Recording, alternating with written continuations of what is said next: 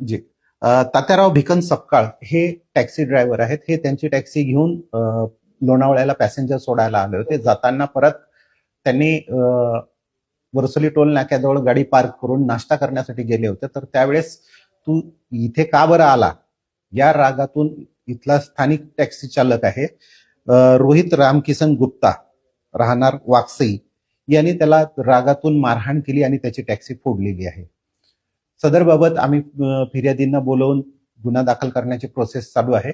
आरोपीला ताब्यात घेतलेला आहे आणि त्याच्यावर गुन्हा दाखल करण्यात येईल. म्हणजे नाही अजून स्थानिक आणि बाहेरचे जे टॅक्सीवाले आहेत यांचा जो वाद आहे त्या वादातूनच हे झालेला आहे. यातला आरोपी जो आहे रोहित गुप्ता हा काल रात्री दारू पिलेला होता. दारूच्या नशेत त्याचं सांगणं आहे की मी दारूच्या नशेत केलेलं आहे. त्यामुळे परंतु मूळ वादाचं कारण जे आहे ते बाहेरचे टॅक्सीवाले आहे ना आतमध्ये